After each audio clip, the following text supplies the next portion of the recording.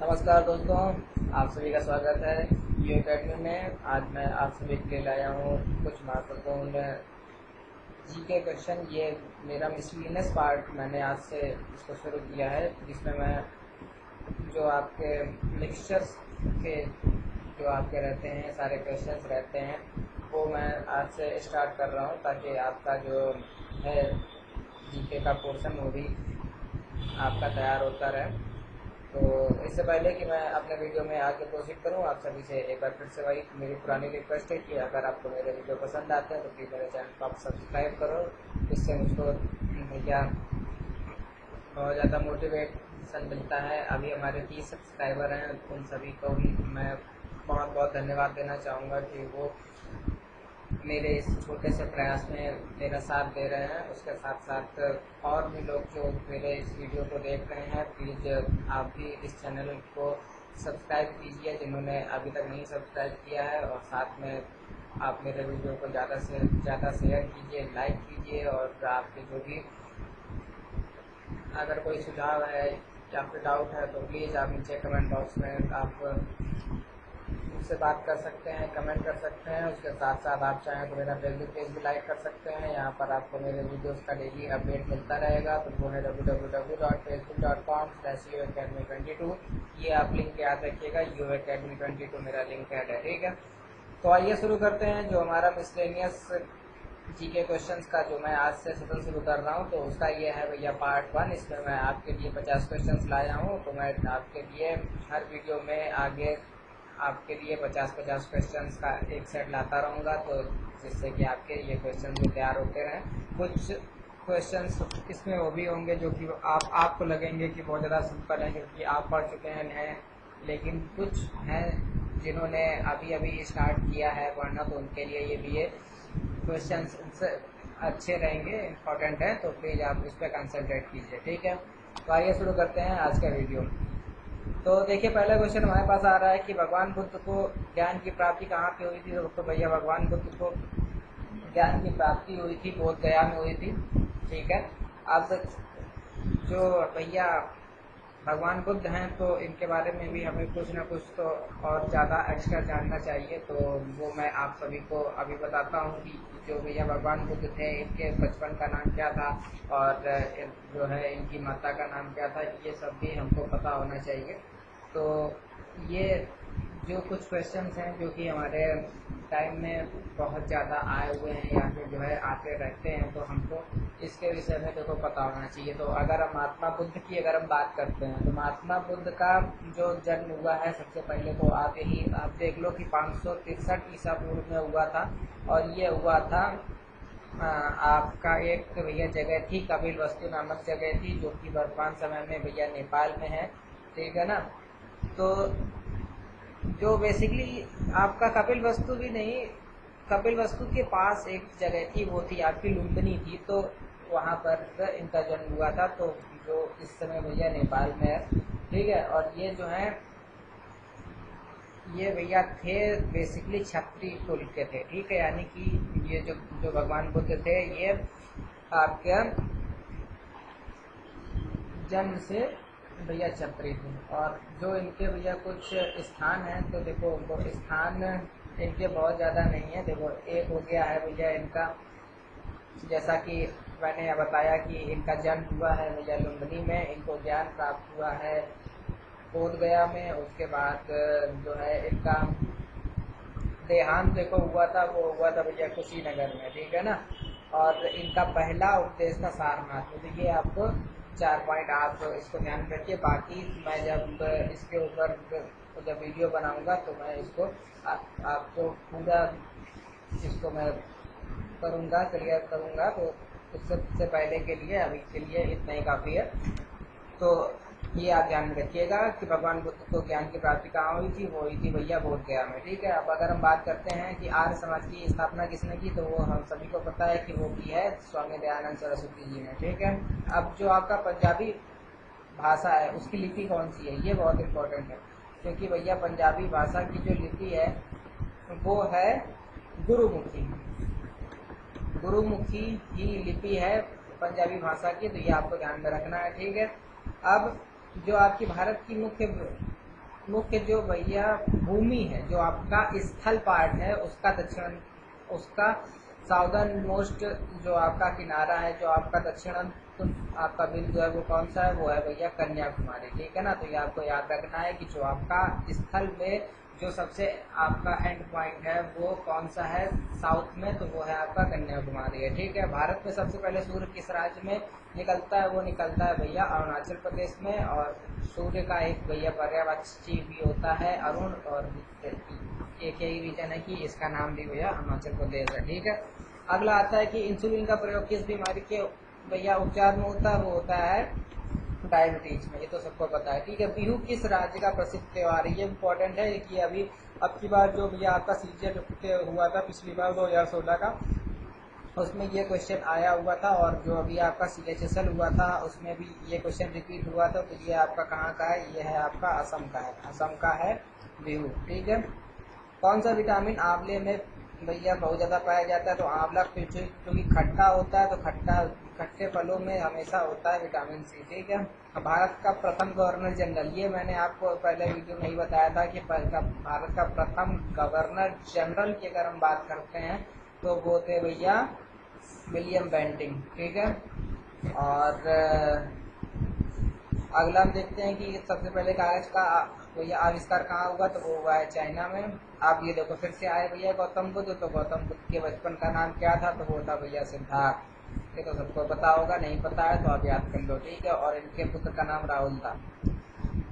अगला है कि भारत में सशस्त्र बलों का सर्वोच्च सेनापति कौन होता है? तो वो राष्ट्रपति होता है। जो आपके तीनों सेनाएं हैं तो इन तीनों सेनाओं का सर्वोच्च सेनापति कौन है? तो वो है राष्ट्रपति है। अब जो आपका रतौंधी है वो किस विटामिन की कमी से होता है? तो एक और आँख, और आँख में क्या होती है? रतौंधी होती है। तो इसको याद रखिएगा। अभी मैं आपके लिए विटामिन के लिए वीडियो बनाने वाला हूँ बहुत जल्दी, तो वो भी आप उसको देख लीजिएगा। अगला आता है कि पोंगल किस राज्य का त्यौहार है? देखो पोंगल हम लोग अक्सर सुनते रहते हैं, ये है भैया तमिलनाडु का। पोंगल है तमिलनाडु का। ठीक है। अगला आता है कि गिद्दा भांगड़ा, ये तो सबको पता है कि भैया गिद्दा और भांगड़ा पंजाब का लोक नृत्य है। तो गिद्दा भांगड़ा पंजाब का लोक नृत्य है। अब बात करते हैं टेलीविजन का आविष्कार किसने किया? वो किया था जॉन लोगी बेयर्ड ने। टीवी का आविष्कार जॉन लोगी बेयर्ड ने किया था। ठीक है। अगला आता है कि भारत की पहली महिला शासक कौन थी? तो वो थी रजिया सुल्तान। अगर हम फिल्म बात करते हैं एंसेंट आपका जिस समय हमारे यहाँ था भैया गुलाम वंश था, तो ये जो भैया थी ये थी इल्तुतमिश की बेटी थी, और यही बनी थी उस समय भारत की प्रथम महिला शासक बनी थी। ठीक है। अगला आता है कि मछली किसकी सहायता से सांस लेती है? तो वो है भैया गलफड़े। और हम लेते हैं फेफड़े और ये लेते हैं गलफड़े। ठीक है। अगला है कि इंकलाब जिंदाबाद का नारा, ये अक्सर हम लोगों से कंफ्यूजन में जो है इसमें देखो ऑप्शन आता है कि भगत सिंह है कि आपका बिस्मिल है कि किसने है, तो लेकिन ये दिया नारा था भगत सिंह ने। ठीक है। तो उसको आप याद रखना कि भगत सिंह ने दिया था। ठीक है। अगला है जलियांवाला बाग हत्याकांड कब हुआ? 1919 में हुआ था। किस दिन हुआ था? बैसाखी के दिन हुआ था। ठीक है। और 1919 में ही और भी चीज़ें हुई थी, वो मैंने अभी आपको जब मैंने बताया था आपका भारतीय स्वतंत्रता के आंदोलन, तो उसमें मैंने इन सबको डिस्कस किया हुआ है। ठीक है। वो वीडियो अगर आपने अभी तक नहीं देखा है तो वो आप वीडियो नीचे मेरे प्लेलिस्ट में आप चेक कर सकते हैं, उसमें वो आपको मिल जाएंगे। ठीक है। अगला है कि 1939 में कांग्रेस छोड़ने के बाद सुभाष चंद्र बोस ने किस दल की स्थापना की? तो वो उन्होंने की थी फॉरवर्ड ब्लॉक की।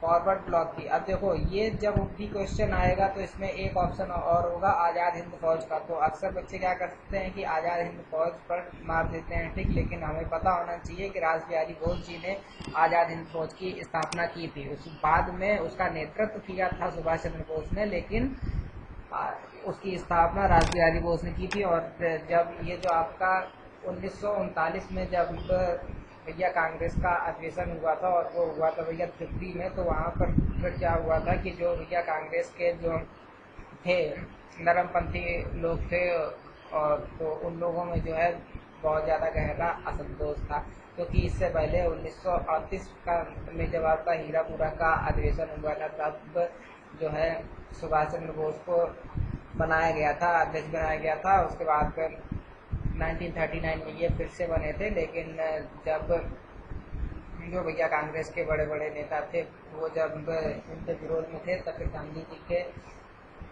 ने जब इनसे कहा था तब ये अपनी अध्यक्षता छोड़कर चले गए थे। और तब इन्होंने भैया किस दल की स्थापना की थी, वो की थी फॉरवर्ड ब्लॉक में। और एक क्वेश्चन और आता है कि 1939 में जब ये जो आपका त्रिपुरी का अधिवेशन हुआ था, तो उसमें जब सुभाष चंद्र बोस ने अपनी अध्यक्षता का परित्याग किया था, तब किसको बनाया गया था? तो तब बनाया गया था मौलाना अबुल कलाम आज़ाद को। और वो जो है 1939 से लेकर 1945 तक लगातार 6 वर्षों तक अध्यक्ष बने रहे थे, और ये सबसे लंबा कार्यकाल था किसी भी अध्यक्ष का जो कि था। तो ये भी आपको ध्यान में रखना है, ठीक है।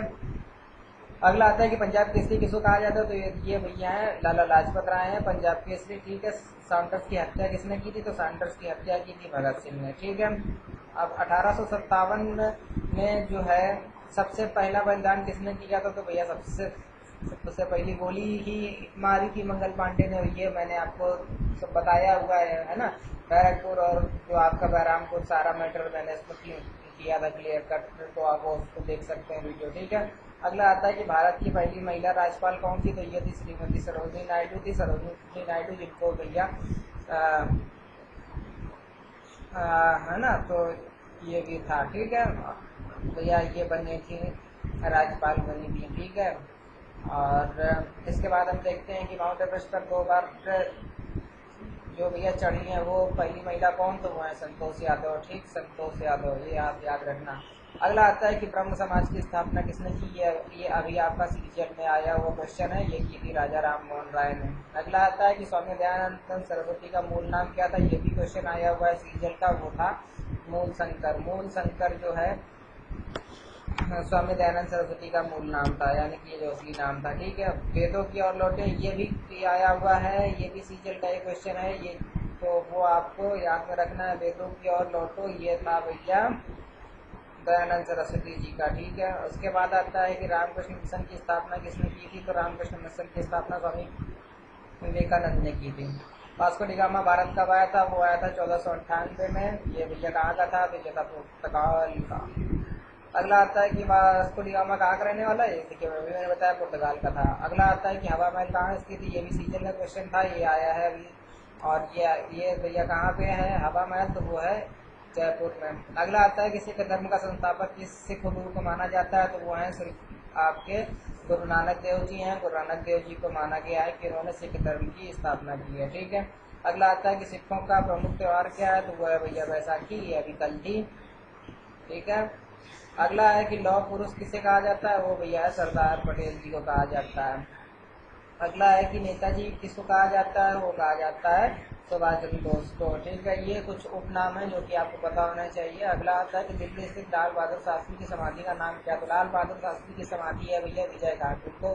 तो अब देखो इसको याद करने का तरीका सबसे अच्छा है, क्योंकि कभी कभी कंफ्यूजन हो जाता है। तो लाल बहादुर शास्त्री जी का निधन कब हुआ था? वो हुआ था ताशकंद के समझौते के बाद। और वो भैया क्यों गए थे ताशकंद में? क्योंकि जब आपका 1965 में भारत और पाकिस्तान का युद्ध हुआ था, उसमें जब भारत को विजय मिली थी, उसके बाद वो अपने समझौता करने के लिए गए थे, और उनका देहांत वहीं पर हो गया था। तो वो क्यों गए थे? क्योंकि उनको विजय मिली थी, तो भैया विजय घाट उनको दे दिया गया। महाभारत का रचयिता कौन? तो वो है महर्षि व्यास, ठीक है।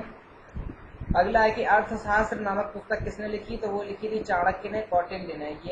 ये जो है, या कभी कभी ये ऑप्शन होगा या तो चाणक्य या कभी होगा कौटिल्य, तो ये आपको दोनों नाम याद रखने हैं, ठीक है। अगला है कि भैया जय जवान जय किसान लाल बहादुर शास्त्री जी ने, ठीक है। अगला आता है कि संविधान सभा का स्थायी सदस्य। अब देखो स्थायी सदस्य और अस्थायी सदस्य में मैं आपको बता चुका हूँ कि स्थायी सदस्य हैं राजेंद्र प्रसाद और अस्थायी थे सच्चिदानंद सिन्हा, ठीक है। सच्चिदानंद सिन्हा 2 दिन के लिए बने थे, उसके बाद जो है संविधान सभा के स्थायी सदस्य डॉक्टर राजेंद्र प्रसाद बना दिए गए थे। ये जब मैंने आपको एक वीडियो बनाया था, असेंबली बनाया था, कॉन्स्टिट्यूशनल असेंबली, तब मैंने इसको डिस्कस किया था। अगला है कि संविधान सभा की प्रारूप समिति के अध्यक्ष कौन थे? तो प्रारूप यानी कि उसका किस तरह से उसमें क्या क्या कंटेंट होंगे, क्या कैसे होगा, वो बनाया था भीमराव अम्बेडकर जी ने।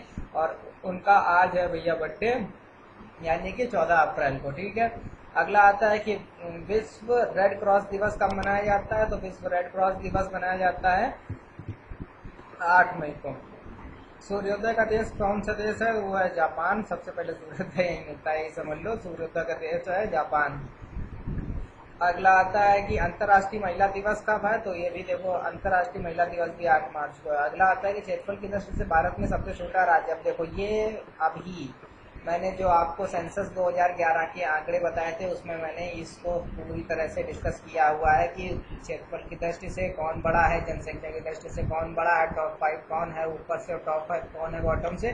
तो ये आप उसमें देख सकते हैं। अगर आपने वीडियो नहीं देखा है तो आप देख लीजिए सेंसस 2011 के जो भी आपके फैक्ट्स हैं, जो आपका फाइनल डेटा है, ठीक है, उसमें भी आप ये देख सकते हैं। वैसे मैं अभी आपको बता दे रहा हूँ कि क्षेत्रफल की दृष्टि से भारत में सबसे छोटा राज्य गोवा है और सबसे बड़ा राज्य राजस्थान है। अब बात आती है कि भैया ओणम किस राज्य का प्रसिद्ध त्योहार है, तो ओणम है भैया केरल का, ओणम केरल है। दिल्ली भारत की राजधानी कब बनी, तो भैया इसकी जो है घोषणा हुई थी 1911 में, 1911 में इसकी घोषणा हुई और 1912 में ये जो है पूर्णतः स्थापित हो गई थी दिल्ली में। उससे पहले कौन सी थी राजधानी, वो थी भैया कलकत्ता। और ये क्यों हुआ था, क्योंकि 1911 में क्या हुआ था कि जॉर्ज पंचम और उनकी वाइफ मेरी आई थी और उनके सम्मान में दिल्ली में एक भैया दरबार आयोजित हुआ था जिसका नाम डाला गया था दिल्ली दरबार। और वहीं पर ही उसकी घोषणा हुई थी कि अब भारत की राजधानी दिल्ली होगी, ठीक है। तो ये भी आप याद रखिएगा। अगला आता है कि सबसे शाइनिंग प्लेनेट कौन सा है, तो ये मैं आपको बता चुका हूँ, वो है शुक्र। सौर मंडल का के जब मैंने पॉइंट्स क्लियर आउट किए थे तो मैंने इसको बताया था। तो ये थे हमारा आज का जो भैया एक मिसलेनियस जीके का पहला वीडियो था। उसमें मैं आपके लिए 50 इंपॉर्टेंट क्वेश्चंस लाया हूँ और इसमें से मोस्टली वही क्वेश्चंस हैं जो कि अभी हाल ही के जो आपके एग्जाम्स हुए हैं, चाहे वो आपका सीजीएल हुआ हो, चाहे वो आपका सीएचएसएल हुआ हो, चाहे वो आपका और फिर जो भी हैं एग्ज़ाम्स वो हुए हों, तो उनमें जो भी क्वेश्चंस रिपीट हुए हैं मैं वही क्वेश्चंस को यहाँ पर लाया हूँ आप सभी के लिए। तो मैं आप सभी से आशा करता हूँ कि ये वीडियो आप सभी के लिए लाभप्रद रहेंगे। तो अगर आपको तो मेरा वीडियो पसंद आया हो तो भैया प्लीज़ मेरे चैनल को आप सब्सक्राइब जरूर कीजिए और जो भी भैया मेरे वीडियो है प्लीज़ उसको आप लोग देखिए और उसको ज़्यादा से ज़्यादा शेयर कीजिए, ज़्यादा से ज़्यादा लाइक कीजिए। और अगर आपके कोई डाउट्स हैं या फिर आपका कोई सुझाव है तो आप नीचे मुझे कमेंट बॉक्स में कमेंट जरूर कीजिए। और साथ में आप मेरा फेसबुक पेज भी लाइक कर सकते हैं, वो है www.facebook.com/uacademy22, ये उसका लिंक है। तो इस वीडियो के लिए इतना ही, मिलते हैं अगले वीडियो में, तब तक के लिए गुड बाय।